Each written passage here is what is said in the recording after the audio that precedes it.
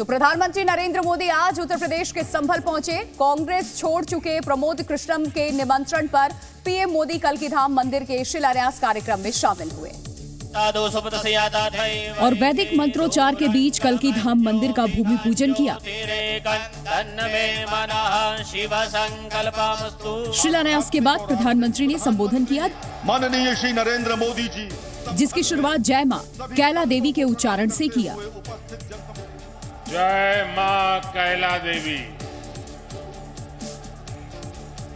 जय मां कैला देवी, जय मां कैला देवी, जय बूढ़े बाबा की। इस चुनावी महासमर में मां कैला देवी के बहाने प्रधानमंत्री ने यादव वोट बैंक को साधने की कोशिश की। पूज्य संतगण, मां कैला देवी यदुवंश की कुल देवी मानी जाती हैं और यादव समाजवादी पार्टी का कोर वोट बैंक माना जाता है।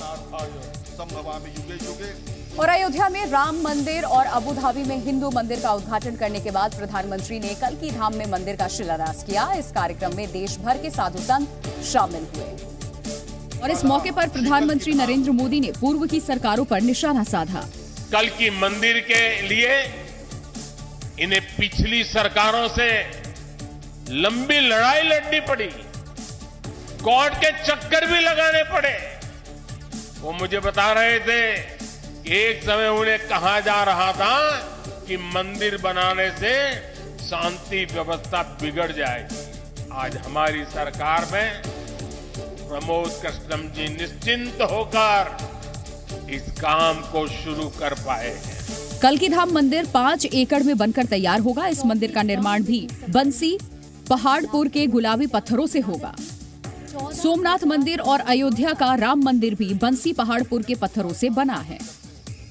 कल्कीधाम के मंदिर में 10 गर्भगृह हैं, जहां भगवान विष्णु के सभी 10 अवतार विराजमान होंगे। इस मौके पर प्रधानमंत्री ने बताया कि देश में अब विरासत के साथ विकास भी हो रहा है। और प्रधानमंत्री नरेंद्र मोदी ने प्रमोद कृष्णम के निमंत्रण का जिक्र करते हुए विपक्ष पर तंज कसा।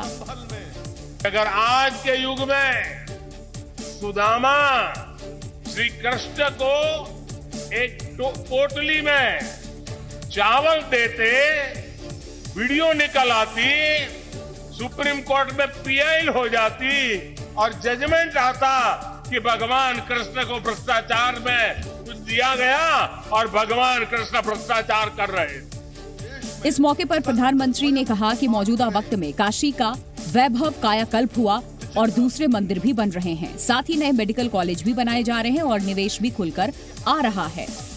ये परिवर्तन प्रमाण है साथियों, और प्रमाण इस बात का है समय का चक्र घूम चुका है। एक नया दौर आज हमारे दरवाजे पर दस्तक दे रहा है। संभल के कल्कीधाम में मंदिर का निर्माण प्रमोद कृष्णम करवा रहे हैं, जो कल तक कांग्रेस में थे। इस समारोह में कांग्रेस का कोई भी बड़ा नेता शामिल नहीं हुआ। अवधपुरी से कल्कीधाम, अवधपुरी से कल्कीधाम। तो कल्कीधाम में मंदिर के शिलान्यास कार्यक्रम में यूपी के मुख्यमंत्री योगी आदित्यनाथ भी शामिल हुए, जहां लोगों को संबोधित करते हुए उन्होंने विपक्षी दलों पर निशाना साधा। और मुख्यमंत्री योगी आदित्यनाथ ने कहा कि पहले हमारी आस्था के साथ खिलवाड़ होता था, लेकिन आज विश्व हमारी विरासत को सम्मान दे रहा है। जिन लोगों ने आस्था के साथ लगातार खिलवाड़ किया, वे न आजीविका ही दे पाए और न भारत की आस्था को ही सम्मान दे पाए। आज तो भारत की विरासत भी सम्मानित होती है वैश्विक मंच पर। मुख्यमंत्री योगी ने बताया कि आज वो सारी चीजें संभव हो रही हैं जो पहले असंभव थी। यही नहीं, भारत के अंदर जो पहले असंभव था आज वो संभव हुआ है। जो पहले नामुमकिन था आज मुमकिन हुआ है, और वह इसलिए हुआ है क्योंकि आपके पास एक यशस्वी नेतृत्व है। साथ ही मुख्यमंत्री ने कहा कि आज 140 करोड़ का भारत खुद को सुरक्षित महसूस करता है। जय जय श्री राम। शिलान्यास समारोह में देश भर से बड़ी संख्या में साधु संत पहुंचे। इस मौके पर प्रधानमंत्री ने कहा कि राम मंदिर की तरह कल की अवतार भी हजारों वर्षों की रूपरेखा तय करेगा। साथ ही प्रधानमंत्री ने कहा कि विदेशी आक्रमणों के बावजूद देश न सिर्फ डटा रहा बल्कि और मजबूत हुआ। हम पर सैकड़ों वर्षों तक इतने आक्रमण हुए, कोई और देश होता, कोई और समाज होता तो लगातार इतने आक्रमणों की चोट से पूरी तरह नष्ट हो गया होता। समारोह में शामिल हुए कांग्रेस नेता विवेक तनखा ने बताया कि राजनीतिक हैसियत से यहाँ नहीं आया हूँ। आचार्य जी का मैंने बहुत लंबा सहयोग किया था इस लीगल बैटल में, जो अक्टूबर में हम इलाहाबाद हाई कोर्ट से जीते। डेट उन्होंने हमारे साथ मुकर्रर की थी, प्रधानमंत्री को आमंत्रण बाद में दिया था। कल्कि को भगवान विष्णु का आखिरी अवतार माना जाता है और ऐसी मान्यता है कि कलयुग के आखिर में कल्कि के रूप में भगवान अवतार लेंगे। कल्कि धाम में मंदिर का शिलान्यास करने के बाद प्रधानमंत्री नरेंद्र मोदी लखनऊ पहुंचे और राज्य में निवेश से जुड़े ग्राउंड ब्रेकिंग सेरेमनी का उद्घाटन किया। प्रधानमंत्री ने यूपी के लिए 10,11,000 करोड़ की परियोजनाओं का शिलान्यास किया। पीएम मोदी ने कहा कि पिछले 7 साल में यूपी में निवेश का माहौल बढ़ा है। बीते 7 वर्षों में प्रदेश में रेड टेप का जो कल्चर था, उस रेड टेप के कल्चर को खत्म करके रेड कारपेट कल्चर बन गया है। प्रधानमंत्री ने दूसरे राज्यों को उत्तर प्रदेश से सीखने की नसीहत दी। उत्तर प्रदेश ने ठान लिया है कि $1 ट्रिलियन की इकोनॉमी बनाएंगे।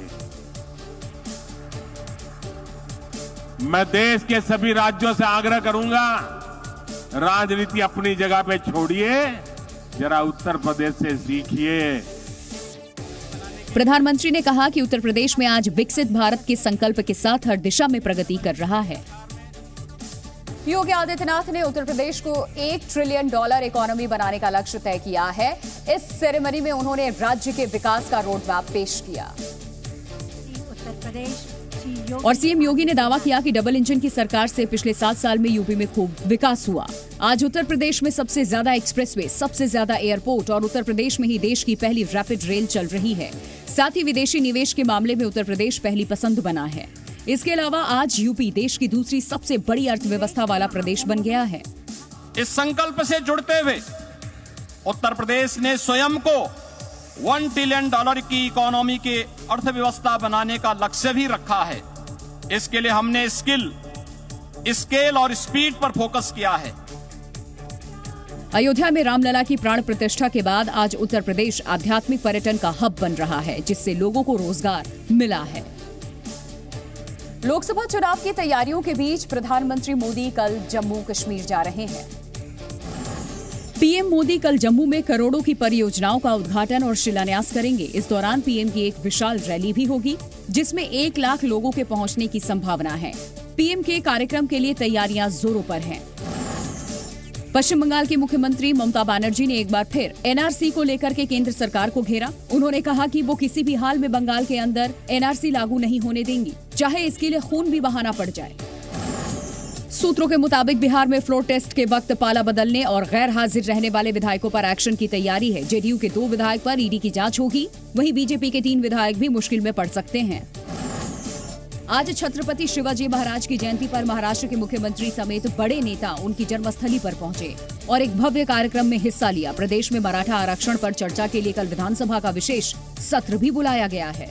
बीजेपी को चुनौती देने के लिए बना INDIA गठबंधन एक-एक कर बिखरता जा रहा है। अब अखिलेश यादव ने राहुल गांधी की यात्रा में शामिल होने के लिए शर्त रखी है कि पहले सीट बंटवारा फाइनल किया जाए और उसके बाद ही समाजवादी पार्टी यूपी में राहुल की यात्रा में शामिल होगी। अखिलेश ने कहा कि जब तक लोकसभा चुनाव के लिए कांग्रेस सीटों पर फाइनल मुहर नहीं लगाती, तब तक समाजवादी पार्टी की राहुल की यात्रा से दूरी बनी रहेगी।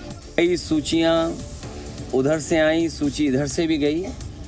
जिस समय सीटों का बंटवारा हो जाएगा, समाजवादी पार्टी उनके न्याय यात्रा में शामिल हो जाएगी। अखिलेश ने दलील दी कि 2024 का चुनाव बेहद महत्वपूर्ण है, लिहाजा उन्हें सोच समझकर फैसला करना जरूरी है।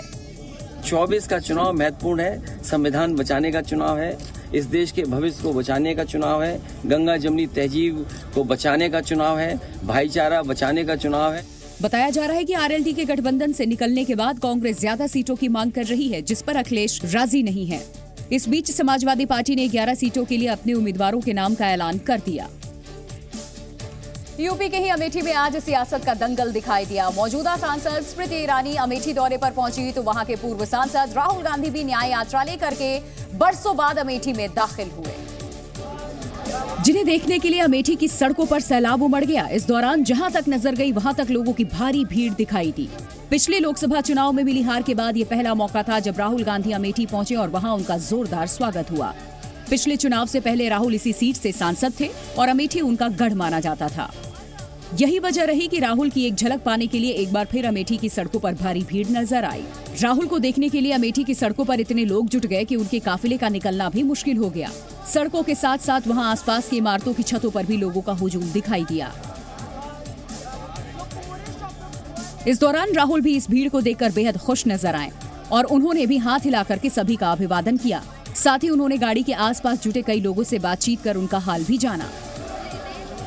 भारत जोड़ो न्याय यात्रा के 37वें दिन राहुल गांधी प्रतापगढ़ से होते हुए अमेठी पहुंचे। उत्तर प्रदेश में उनकी यात्रा का आज चौथा दिन था और चुनावी साल में राहुल ने बीजेपी और केंद्र की मोदी सरकार पर जमकर निशाना साधा। इस दौरान राहुल ने पिछड़ी जाति के मुद्दे को हवा देते हुए पीएम मोदी पर निशाना साधा। गुजरात में 2000 में उनकी घाटी जात को ओबीसी में डाला गया था। नरेंद्र मोदी ओबीसी नहीं है, नरेंद्र मोदी जनरल कास्ट के हैं। राहुल ने इस दौरान राम मंदिर के उद्घाटन के मौके पर बुलाए लोगों के बहाने गरीबों और किसानों का मुद्दा भी उठाया। राम मंदिर का आपने इनॉग्रेशन देखा? सबने देखा? मुझे बताओ, अंबानी का चेहरा देखा? अमिताभ बच्चन का देखा? किसी किसान का देखा?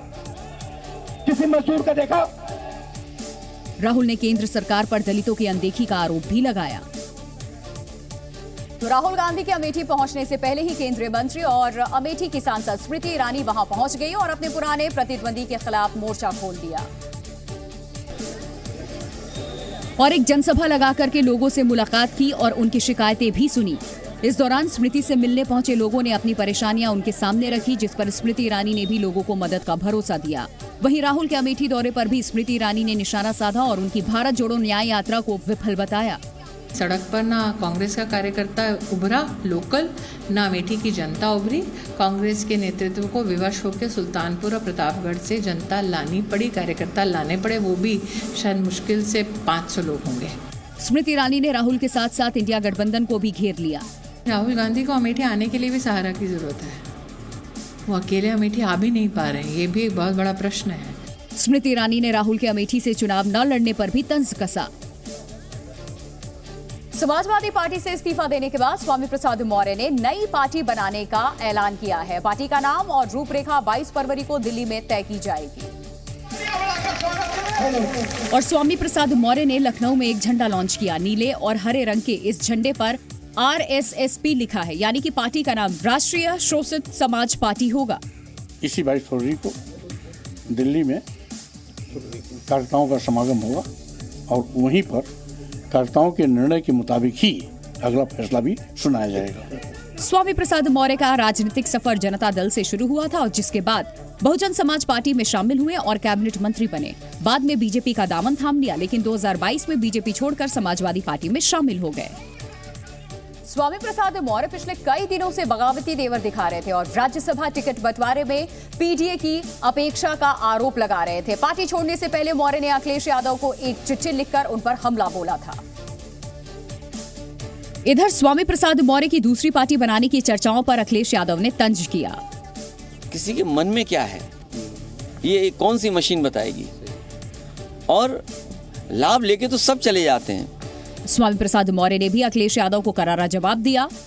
वो जो भी दिए हैं ससम्मान में वापस भी कर दूंगा, क्योंकि मेरे लिए पद माने नहीं रखता, मेरे लिए विचार माने रखता है। दलितों, आदिवासियों, पिछड़ों और देश की महिलाओं, गरीबों, मजलूमों, मजदूरों, किसानों का हित मेरी सर्वोच्च प्राथमिकता है।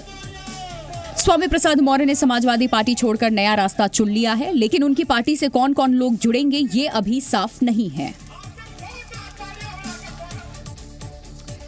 अक्सर ये माना जाता है कि शॉपिंग महिलाओं का सबसे प्रिय शौक है, लेकिन IIM अहमदाबाद ने भारत में ऑनलाइन शॉपिंग पर एक सर्वे किया जो ये बताता है कि पुरुष ऑनलाइन शॉपिंग कर महिलाओं की तुलना में ज्यादा ऑनलाइन शॉपिंग पर खर्च करते हैं। बताते हैं आपको।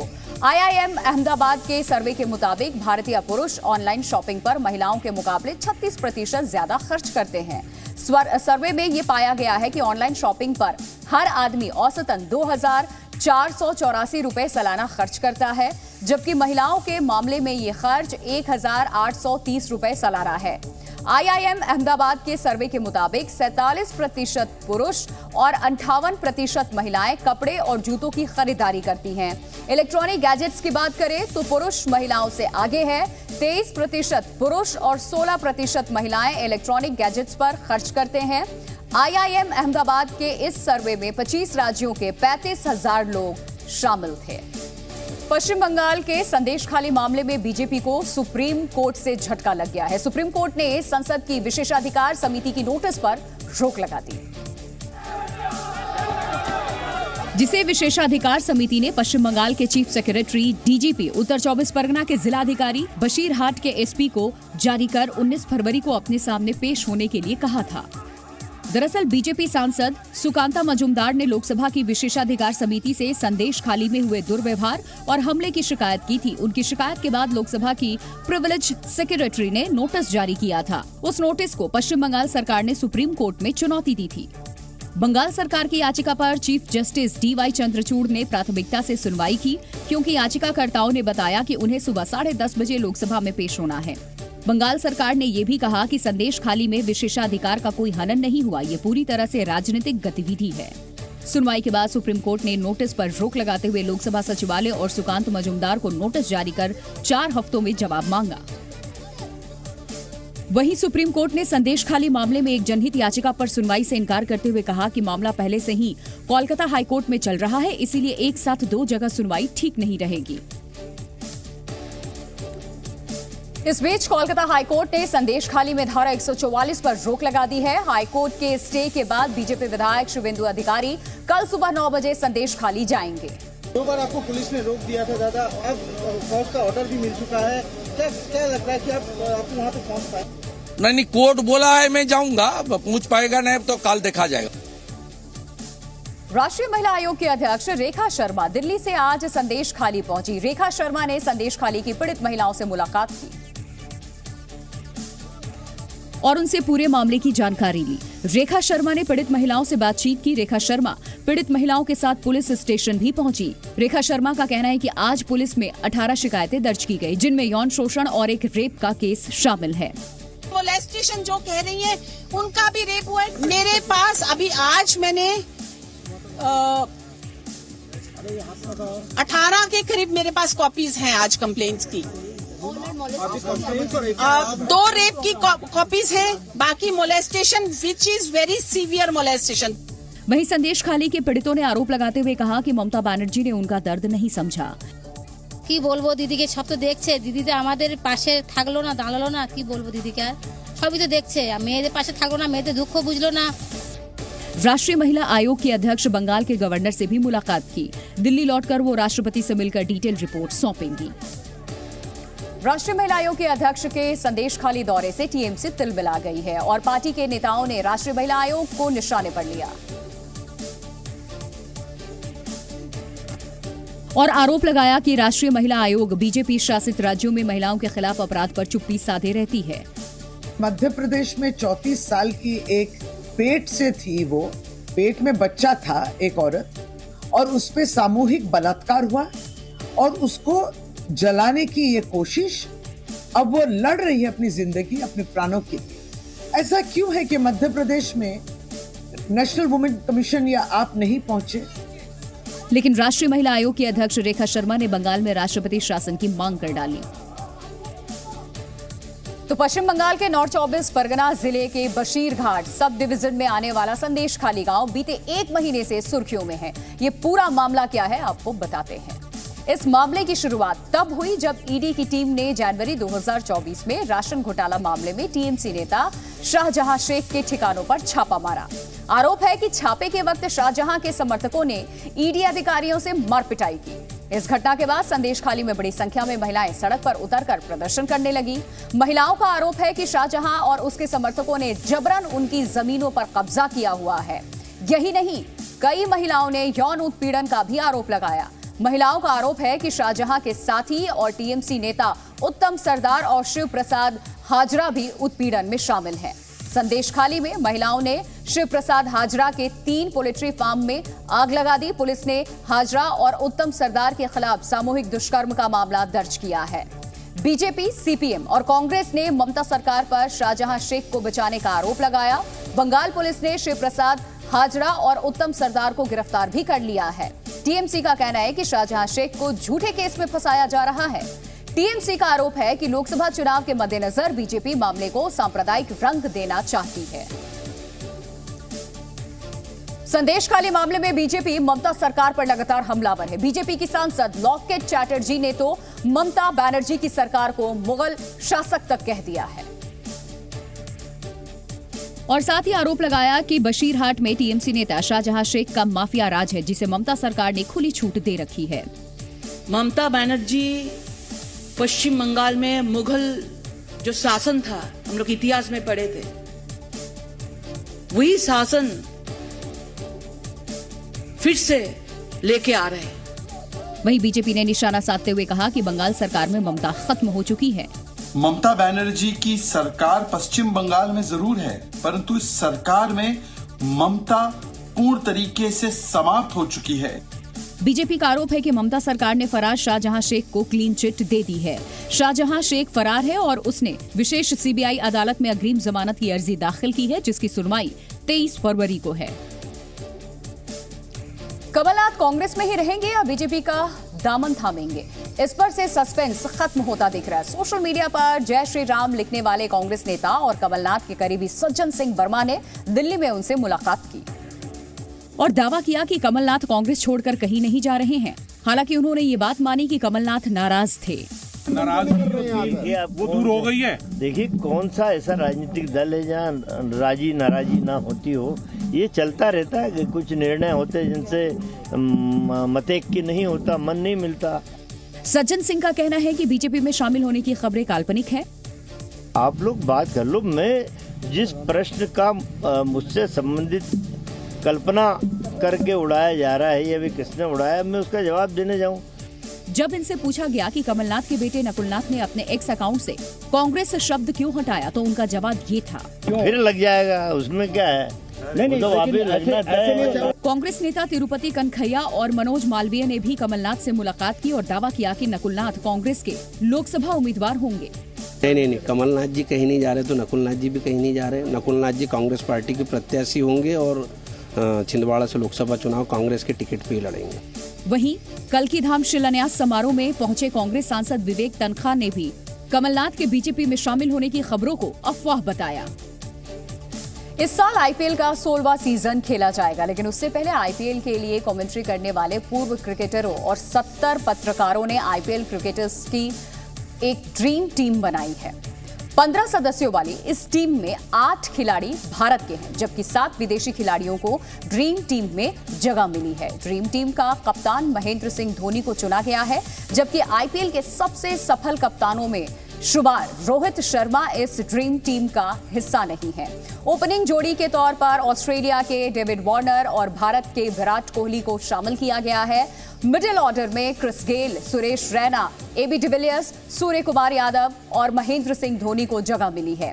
हार्दिक पांड्या, रविंद्र जडेजा और किरण को बतौर ऑलराउंडर टीम में शामिल किया गया है। वहीं स्पिन गेंदबाज के तौर पर राशिद खान, सुनील नरेन और यजुवेंद्र चहल ड्रीम टीम का हिस्सा बने हैं। लसिथ मलिंगा और जसप्रीत बुमराह को तेज गेंदबाज के तौर पर टीम में जगह दी गई है। ड्रीम टीम चुनने वाले पूर्व क्रिकेटरों में वसीम अकरम, मैथ्यू हेडेन, टॉम मूडी और डेल स्टेन शामिल हैं।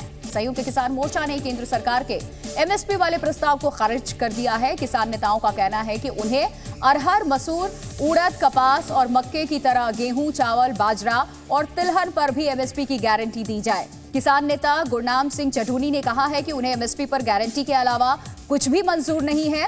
रविवार को चंडीगढ़ में करीब 5 घंटे तक चली बैठक में केंद्रीय मंत्री पीयूष गोयल, केंद्रीय कृषि मंत्री अर्जुन मुंडा और नित्यानंद राय ने अरहर, मसूर, उड़द, मक्का और कपास की फसल पर एमएसपी का प्रस्ताव दिया था।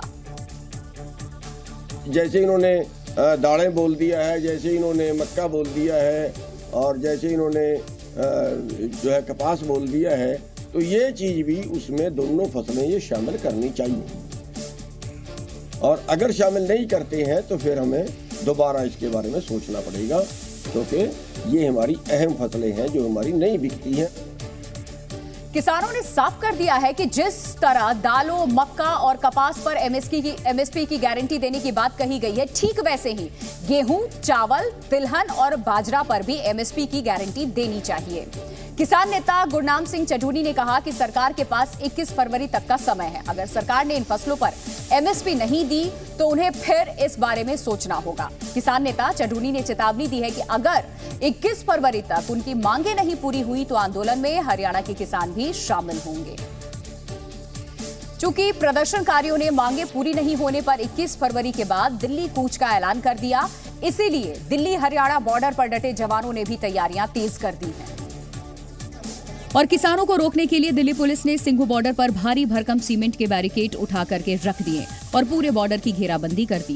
तस्वीरों में आपको दिखाएं तो आप देखिए कि अभी सुबह सुबह दिल्ली पुलिस ने और ज्यादा कंक्रीट के ये पत्थर मंगवाए हैं और इन पत्थरों को क्रेन से उठाकर यहाँ पर दिल्ली बॉर्डर के ऊपर रखा जा रहा है। ये आप देखिए, ये तस्वीर यहाँ पर कि कैसे जो कंक्रीट पत्थरों की छड़ी लगाई जा रही है और पूरी हरियाणा सीमा की सीलबंदी की जा रही है।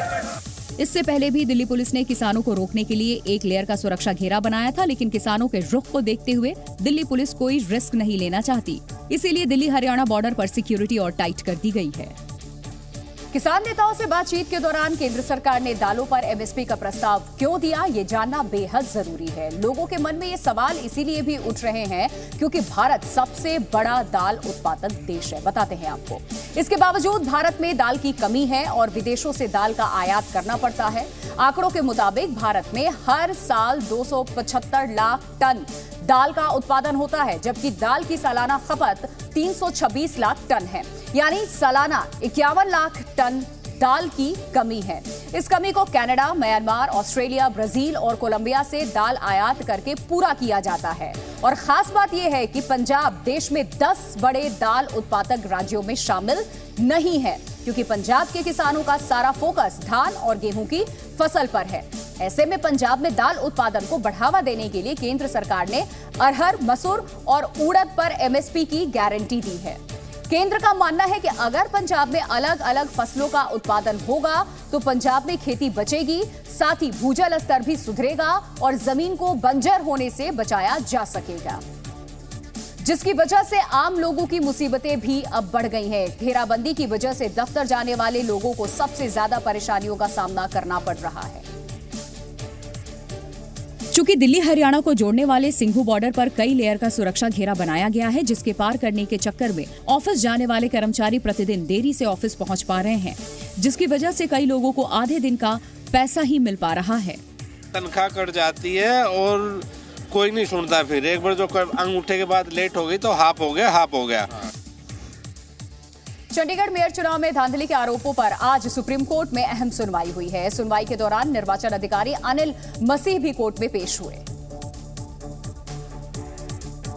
जिनसे कोर्ट ने मतपत्रों पर निशान बनाने पर सवाल पूछा था। साथ ही कल होने वाली सुनवाई में भी उन्हें कोर्ट में पेश होने का आदेश दिया। आज हुई सुनवाई के दौरान कोर्ट ने अनिल मसीह से पूछा कि आपको मतपत्र पर निशान बनाने की क्या जरूरत थी, जिस पर मसीह ने कहा कि खराब बैलेट पेपर को अलग करने के लिए निशान बनाए। कोर्ट ने अनिल मसीह की इस दलील को खारिज कर दिया और कहा कि आप मतपत्रों पर अलग से मार्क बना रहे थे तो आप पर मुकदमा क्यों न चलाया जाए। कोर्ट ने अनिल मसीह से पूछा कि आप कैमरे की तरफ क्यों देख रहे थे, जिस पर मसीह ने कहा कि लोग कैमरा चिल्ला रहे थे, इसीलिए मैंने उधर देखा।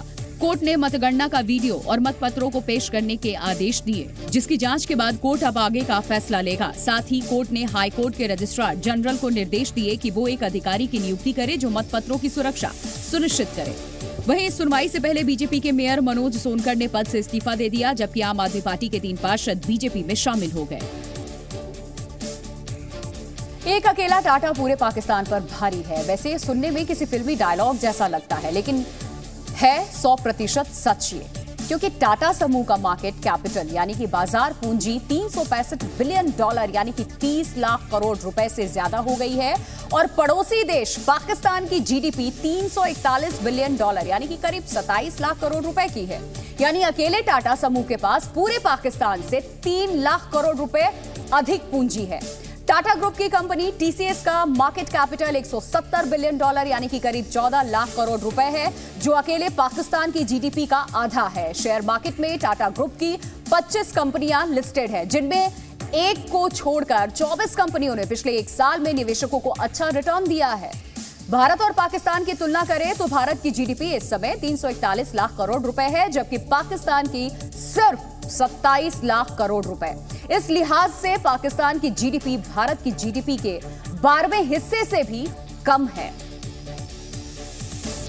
भारतीय नौसेना ने समंदर के सबसे बड़े युद्धाभ्यास मिलन 2024 की शुरुआत कर दी है। विशाखापट्टनम से शुरू हुई इस नेवल एक्सरसाइज में 50 से ज्यादा देशों की नौसेना शामिल हो रही है, जो भारतीय नौसेना के साथ समंदर में शक्ति प्रदर्शन करती दिखाई देगी। सबसे बड़े नौसैनिक युद्ध अभ्यास का आगाज विशाखापट्टनम में हुआ। भारतीय नौसेना की अगुवाई में दुनिया के 51 देशों की नौसेना और उनके युद्धपोत समंदर की लहरों का सीना चीरकर आगे बढ़ते दिखाई दिए। इस युद्ध अभ्यास में नौसेना के फाइटर जेट और हेलीकॉप्टर भी शामिल हैं। इस युद्ध अभ्यास में अलग अलग देशों की नौसेना के 35 वॉरशिप और 50 एयरक्राफ्ट हिस्सा ले रहे हैं। 2 साल में एक बार आयोजित होने वाले मिलन युद्धाभ्यास का ये 12वां एडिशन है, जो 27 फरवरी तक चलेगा। इस बार नौसेना ने इसकी थीम रखी है सौहार्द, सामंजस्य और सहयोग। जब 1995 में मिलन युद्ध अभ्यास शुरू हुआ था, तब सिर्फ 4 देश उसका हिस्सा थे और आज 50 से ज्यादा देश इसमें हिस्सा ले रहे हैं। 50 से अधिक देशों के साथ युद्ध अभ्यास कर भारत हिंद महासागर और दक्षिण चीन सागर में चीन के दबदबे को खुली चुनौती दे रहा है, क्योंकि इस अभ्यास में अमेरिका, फ्रांस और जापान जैसी महाशक्तियां शामिल है, तो वहीं चीन के पड़ोसी वियतनाम, थाईलैंड, दक्षिण कोरिया और फिलीपींस जैसे छोटे देश भी हिस्सा ले रहे हैं। ये वो देश हैं जो दक्षिण चीन सागर में चीन के दबदबे से अलग थलग पड़ गए और इस अभ्यास को चीन से निपटने के लिए अहम मानते हैं। इसके अलावा अरब सागर से जुड़े व्यापारिक मार्गों पर हाल ही में हुए हमलों से निपटने में भारतीय नौसेना ने अहम भूमिका निभाई है। इस युद्धाभ्यास में भी नौसेनाएं ड्रोन हमलों से निपटने और एंटी पायरेसी ऑपरेशन को अंजाम देंगी। यही नहीं, भारत मालदीव के बीच में चल रहे राजनयिक विवाद के बावजूद मालदीव ने अपनी नौसेना की टुकड़ी को इस युद्धाभ्यास में भेजने का फैसला किया है, जो समुद्री मार्गों की सुरक्षा और हिंद महासागर क्षेत्र में भारतीय नौसेना की अहमियत को दिखाता है।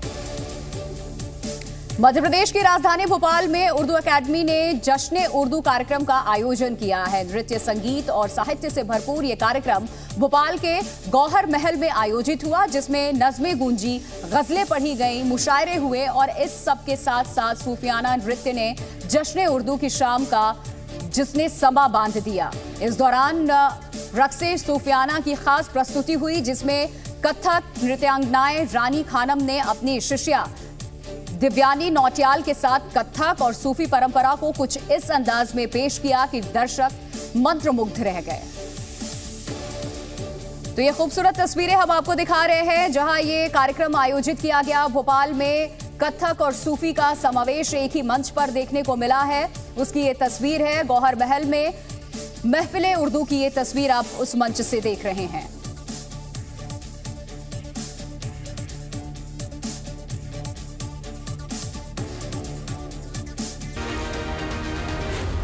Z News.